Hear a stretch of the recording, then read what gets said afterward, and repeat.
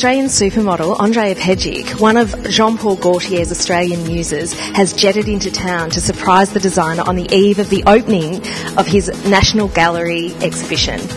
When you are, remember, one of the ones you are. This that is in one the also picture. you have in a picture, which is there. Yes. I love it. Andreja. Alex Malka, who did that photo. Where was it? Where did the photo? You did in LA or in Paris? I think in Paris.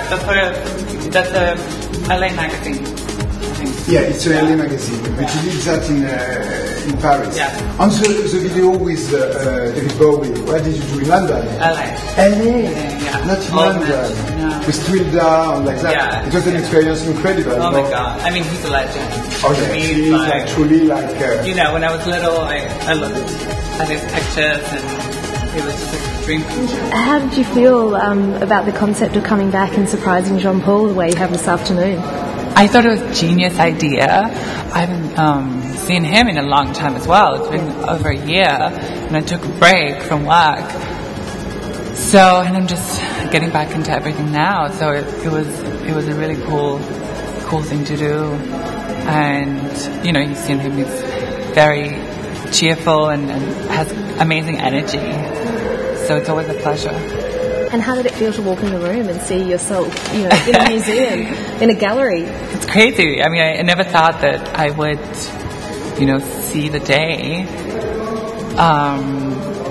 that my image in a museum, and so it's pretty surreal, I would say. Do you think it adds to that because of what you've been through and the fact now that you know you've become a woman? Yeah. Do you think as a transgender or transsexual person that has added emphasis, that it's something that's celebrated? And yeah, well, I think that, you know, obviously it isn't a lie that, you know, the transgender community is one of the most discriminated communities in the world, and that it is at the bottom of the food chain. Yeah. So I feel extremely lucky taking that into consideration, and also my background as a refugee, to have been given this opportunity to you know, have had these amazing people see something special in me and allow me to live the life that I live and to tell my story. And what about work for you? We haven't seen you out and about since you've...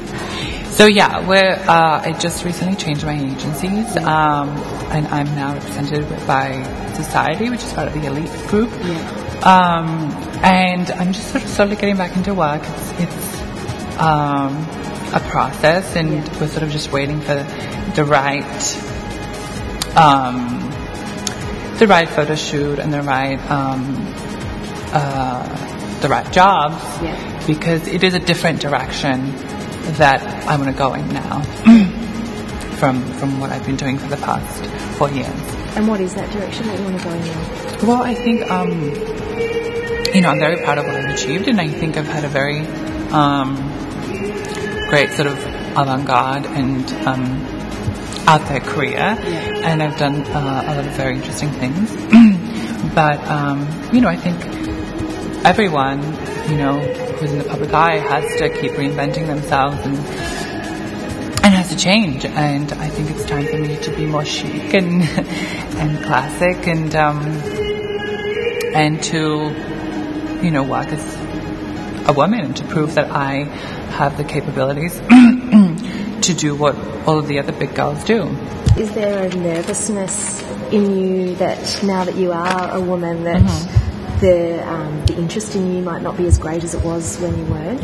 I mean, so far, you know, we've had a great response, and you know, the fashion industry has been pretty positive, and I think, you know, it's a good time with everything that's happening in film, you know, in media.